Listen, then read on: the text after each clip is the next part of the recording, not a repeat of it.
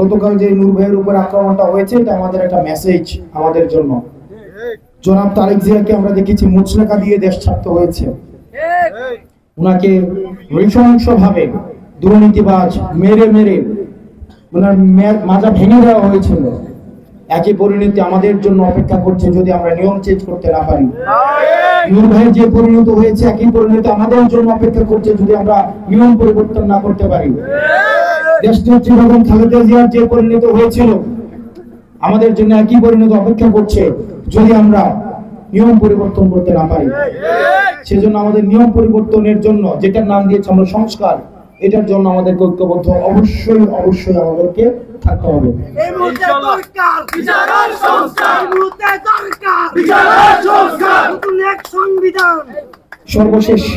সর্বশেষ আপনারা দেখেছেন যে আমি আপনাদেরকে বলবো, এখানে অন্যান্য যে রাজনৈতিক দলগুলো আছে, এখানে বিএনপি রাজনীতি আছে, জামাত ইসলামের রাজনীতি আছে, এখানে ইসলামিক আন্দোলন থাকতে পারে, এবি পার্টি থাকতে পারে, খেলাফতে মজলিস সহ গণতান্ত্রিক যতগুলো রাজনৈতিক দল আছে থাকতে পারে। অনুরোধ করবো আপনারা তাদের সাথে সৌহার্দ্যপূর্ণ সম্পর্ক রাখবেন। আমরা 24 পরবর্তী বাংলাদেশে কোনো সহিংসতার দিকে আর ফিরে যেতে চাই না। আমরা কোনো সহিংসতার দিকে আর আমরা ফিরে যেতে চাই না। আমাদের মধ্যে ভিন্নমত থাকবে, ভিন্নমত হচ্ছে গণতন্ত্রের শক্তি। অন্যদিকে সহিংসতা হচ্ছে গণতন্ত্রের শত্রু। আমরা সৌহার্দ্যপূর্ণ সম্পর্কের মধ্য দিয়ে আমাদের ভিন্নমত অবশ্যই জারি রাখবো, যৌক্তিক ভিন্নমত জারি রাখবো, এবং যৌক্তিক ভিন্নমতকে আমরা বোঝানোর মধ্য দিয়ে, ডায়লগের মধ্য দিয়ে, ডিসকাশনের মধ্য দিয়ে, গণতান্ত্রিক প্রক্রিয়ায় সেটাকে আমরা প্রতিষ্ঠিত করব। সেটার জন্য আমরা আওয়ামী পন্থায় কখনো যেন আমরা না যাই। আমি অনুরোধ করবো আপনাদেরকে, আমরা আওয়ামী তরিকার কোন রাজনীতি আমরা করতে চাই না। আমরা সাংগঠনিক ভাবে যেন শক্তিশালী হতে পারি এবং আমরা যেন গণতান্ত্রিক প্রক্রিয়ায় খুব শীঘ্রই আমরা যেন সরকার গঠন করতে পারি। সবাই ভালো থাকবেন। আপনারা যদি মনে করেন যে সংস্কার হবে না, ধরুন হইল না, আপনি কি মনে করেন এটা থেমে যাবে?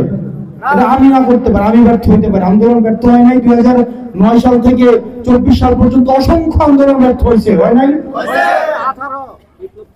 কিন্তু এটা কেউ না কেউ আরো করুণ ভাবে আরো অনেক মানুষের হয়তো প্রাণ দিতে হবে, কিন্তু এই সংস্কার অবশ্যই অবশ্যই অবশ্যই অবশ্যই হবে। এখন সেটার জন্য কি লাগবে? সেটার জন্য তো রাজনীতিবিদদের সচেতন হবে। গত 17 বছর বিএনপি, জামাতে ইসলাম যারাই আওয়ামী সরকারের বিরুদ্ধে ন্যূনতম কথা বলছে, তাদেরকে বাড়ি থেকে ধরে ধরে নিয়ে গিয়ে এভাবে সেফ হাউস নামে কারাগারে তাদেরকে রাখছে। এমনও মানুষ আছে যাদের আর এখনো খবরও পাওয়া যায়নি, আর ফিরে আসে নাই। এখন আসেন, এই যে কাজগুলো করছে আমাদের সাথে গত 17-18 বছর যে কাজগুলো করছে, এগুলার কি কোনো ধরনের আপনারা পরিবর্তন দেখছেন?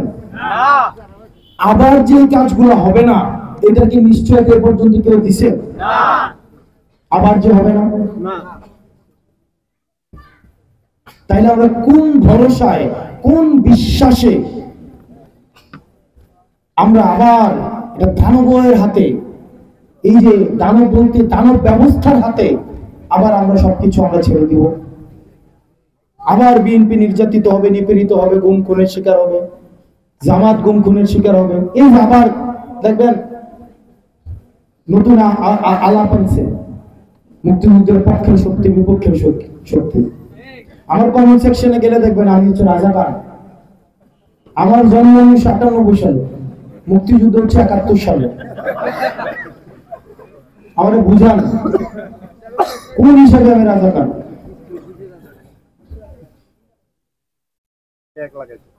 আমার জামাতে ইসলামীকে দেখবেন সবচেয়ে বড় ভিকটিম হবে ওনারা।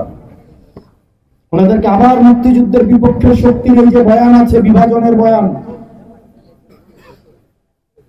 এটার বিচার হবে যে বাংলাদেশ জামাতে ইসলামকে অবশ্যই অবশ্যই 71 পূর্ববর্তী তাদের যে অবস্থান, সেটা নিয়ে তাদের স্পষ্ট অবস্থান স্পষ্ট করতে হবে। এটা অবশ্যই অবস্থান স্পষ্ট করতে হবে। একই সাথে সাথে তাদের প্রতি যে জুলুম হয়েছে, এই জুলুমের হচ্ছে কি করতে হবে? জবাবদিহিতা করতে হবে।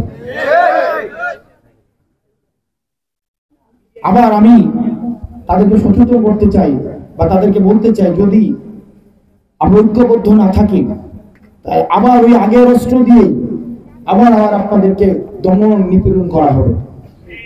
দেখুন, ঢাকা বিশ্ববিদ্যালয়ে টেকিং কালচার শুরু হয়ে গেছে, মতের বিরুদ্ধে গেলেই